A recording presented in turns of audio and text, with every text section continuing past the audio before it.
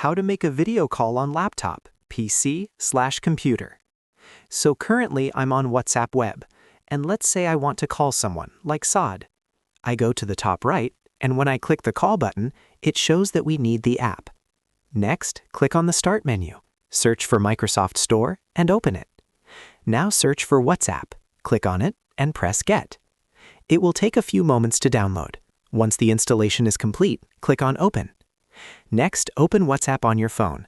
Tap on the three dots, go to Settings, and you will see the Linked Devices option. Tap on it, then choose Link a Device. Now scan the QR code shown on your PC screen.